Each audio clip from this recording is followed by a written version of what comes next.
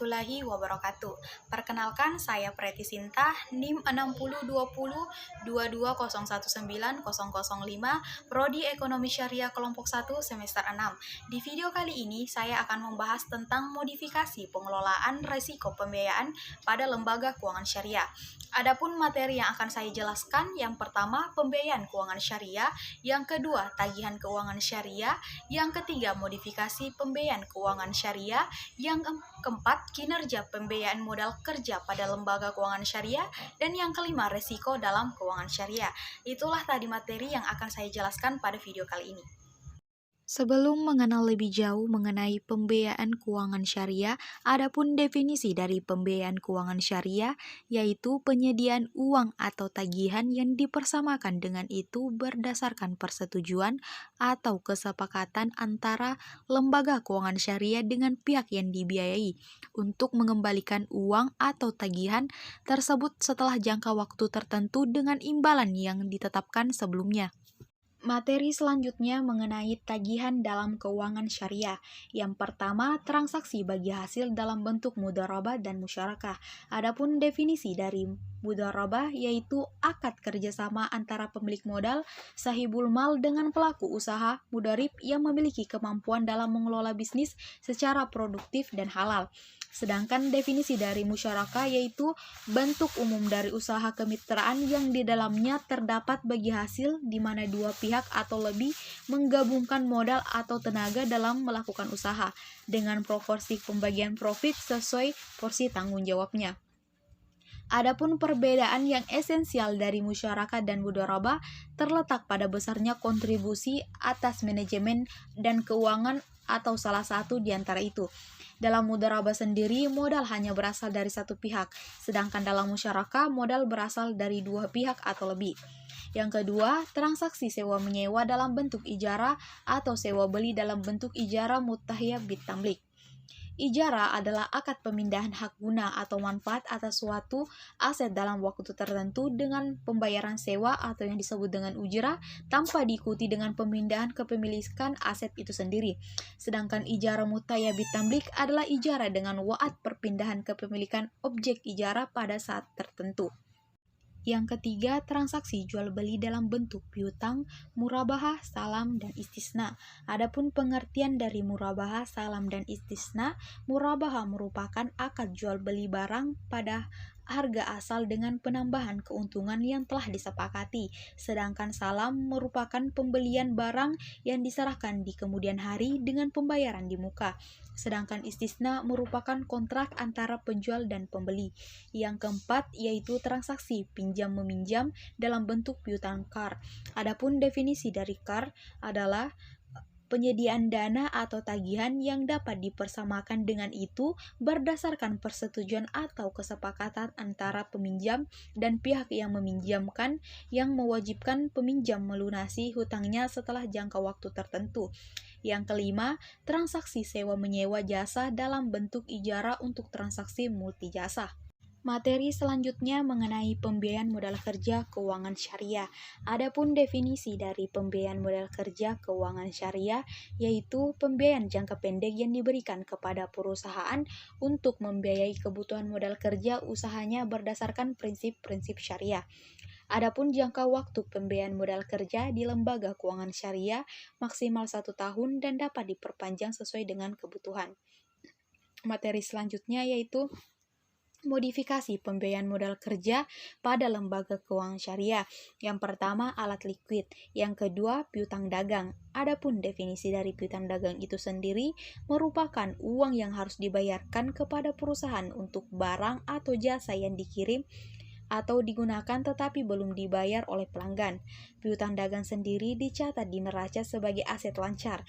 Piutang dagang adalah sejumlah uang yang terutang oleh pelanggan untuk pembelian yang dilakukan secara kredit. Yang ketiga, pembiayaan likuiditas. Yang keempat, persediaan bahan baku, bahan dalam proses, dan bahan jadi. Selanjutnya, pembiayaan piutang, pembiayaan persediaan, pembiayaan perdagangan umum, pembiayaan perdagangan pesanan, pembiayaan modal kerja mudharabah, pembiayaan modal kerja murabaha, pembiayaan modal kerja salam, pembiayaan modal kerja istisna, pembiayaan modal kerja KAR, pembiayaan modal kerja likuiditas, pembiayaan modal kerja piutang, pembiayaan modal kerja persediaan murabaha, salam istisna. Selanjutnya, materi mengenai kinerja PMK pada lembaga keuangan syariah. Rasio pembiayaan VDR Bank Syariah yang ideal 95% sampai dengan 98%. Hal ini berarti dari 100% dana yang terkumpul dari masyarakat sebanyak 95% sampai 98% diantaranya disalurkan dalam bentuk pembiayaan. VDR, adapun rumusnya VDR sama dengan buka kurung pembiayaan MK garing DPK balas kurung kali 100%. Hal ini mengukur komposisi pembiayaan yang disalurkan dengan DPK dengan modal sendiri. Semakin tinggi rasio ini, semakin rendah kemampuan likuiditas bank syariah. VDR sama dengan pembiayaan MK atau dana PMK kali 100%. Dana PMK sama dengan 1.500, sedangkan pembiayaan MK sama dengan 1.000. PDR pembiayaan MK sama dengan 1.000 atau 1.500 kali 100%, maka diperoleh hasil 67%. Artinya, 67% DPK disalurkan PMK dan 33% disimpan untuk cadangan likuiditas itu sendiri. Berbicara tentang likuiditas, adapun definisi dari likuiditas adalah kemampuan bank untuk memenuhi kewajiban tunai dan anggunannya tanpa mengalami kerugian yang tidak dapat diterima. Resiko likuiditas mengacu pada bagaimana ketidakmampuan suatu bank untuk memenuhi kewajibannya, baik yang nyata maupun yang tidak dipersepsikan, mengancam posisi keuangan atau keberadaannya. Adapun yang dimaksud dengan cadangan likuiditas merupakan setoran bank dari pihak ketiga yang mengikuti persyaratan cadangan yang diberlakukan oleh Bank Indonesia. Setoran yang dapat dicadangkan meliputi rekening transaksi, rekening tabungan, deposito berjangka non-personal. Mengapa likuiditas itu sangat penting dalam suatu bank? Yaitu tujuan manajemen likuiditas ini yaitu mencapai cadangan yang dibutuhkan berdasarkan ketetapan bank sentral. Melalui manajemen likuiditas, bank harus berupaya memperkecil dana yang menganggur karena dapat mengurangi tingkat profit pada bank itu sendiri. Selanjutnya, materi mengenai resiko dalam bank syariah. Resiko dalam konteks perbankan merupakan suatu kejadian potensial, baik yang dapat diperkirakan maupun yang tidak dapat diperkirakan, dan berdampak negatif terhadap pendapatan dan permodalan suatu bank. Risiko-risiko tersebut tidak dapat dihindari, tetapi dapat dikelola dan dikendalikan. Oleh karena itu, sebagaimana lembaga perbankan pada umumnya dalam menghadapi potensi risiko, maka Bank Syariah Indonesia harus menerapkan manajemen risiko yang tepat. Penerapan manajemen risiko pada Bank Syariah Indonesia setidaknya memuat penerapan manajemen risiko secara umum, penerapan manajemen risiko untuk masing-masing risiko mencakup 8 risiko, yaitu risiko kredit, risiko pasar, risiko likuiditas, risiko operasional, risiko hukum, risiko strategi, risiko kepatuhan, dan risiko reputasi. Selanjutnya saya akan memaparkan risiko-risiko apa saja dalam keuangan syariah. Yang pertama, risiko dalam keuangan syariah yang disebut gharar, kekhawatiran menghadapi suatu kecelakaan, kerugian, dan atau kebinasaan. Gharar dikatakan sebagai suatu yang bersifat ketidakpastian. Transaksi gharar berarti sebuah transaksi yang mengandung unsur ketidaktahuan atau ketidakpastian atau yang disebut dengan jahala antara dua pihak yang bertransaksi sesuai yang objek akad tidak diyakini dalam diserahkan. Yang kedua, takrir, dalam melibatkan diri dalam suatu yang digarar. Jika seseorang melibatkan diri dan hartanya dalam kancah garar, maka itu berarti keduanya telah diharapkan kepada suatu kebinasaan yang tidak diketahui olehnya. Transaksi yang garar dapat timbul karena dua sebab. Yang pertama, kurangnya pengetahuan atau informasi pada pihak yang melakukan objek kontrak. Yang kedua, karena tidak adanya objek. Namun dalam hal ini ada pula yang membolehkan transaksi dengan objek yang secara aktual belum ada, dengan diiringi syarat bahwa pihak yang melakukan transaksi memiliki kemampuan mengelola untuk mampu memastikan masa depan. Selanjutnya, ketidakpastian yang mungkin mengakibatkan kerugian retur yang diharapkan lembaga keuangan syariah lebih besar daripada return yang terjadi. Selanjutnya yaitu modifikasi pengelolaan resiko pembiayaan pada lembaga keuangan syariah. Yang pertama, identifikasi resiko.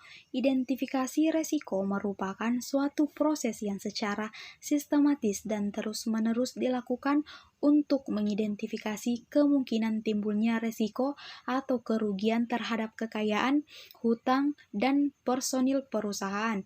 Yang kedua, penilaian risiko.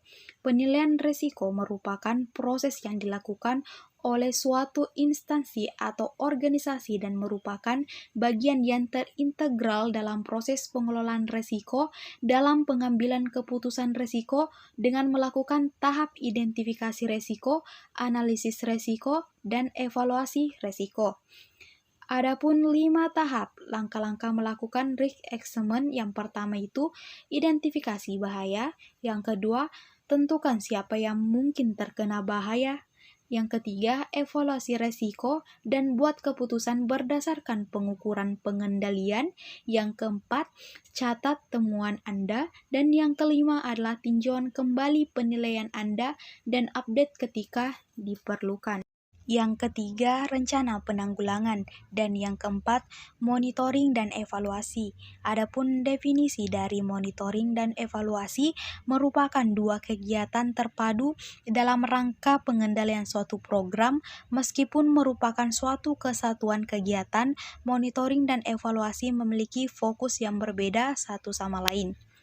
Berbicara tentang mengapa pentingnya melakukan monitoring dan evaluasi. Monitoring dan evaluasi yang baik dapat meminimalisasi hambatan dan diperoleh solusi pemecahan yang suatu masalah yang tepat dan akurat.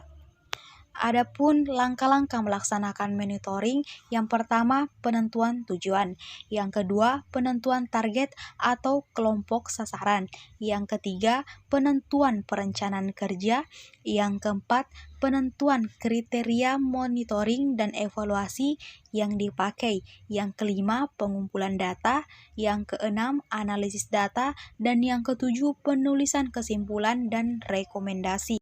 Materi selanjutnya yaitu penetapan nilai resiko pembiayaan pada lembaga keuangan syariah. Resiko pembiayaan pada lembaga keuangan syariah adalah resiko yang disebabkan oleh adanya kegagalan counterparty dalam memenuhi kewajibannya. Adapun definisi dari counterparty yaitu merupakan resiko yang timbul akibat terjadinya kegagalan pihak lawan dalam memenuhi kewajibannya dan timbul dari jenis transaksi yang memiliki karakteristik tertentu. Misalnya saja, transaksi yang dipengaruhi oleh pergerakan nilai wajar atau nilai pasar.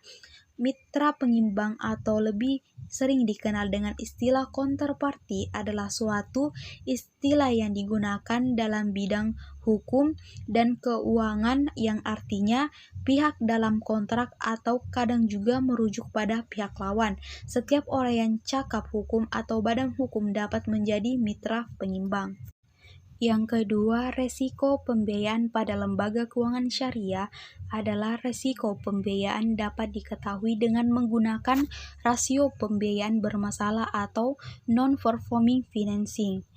Pembiayaan bermasalah atau non-performing financing merupakan resiko keuangan yang menunjukkan total pembiayaan bermasalah dari suatu bank syariah. Non-performing financing dapat dipengaruhi oleh beberapa faktor seperti faktor internal dan faktor eksternal.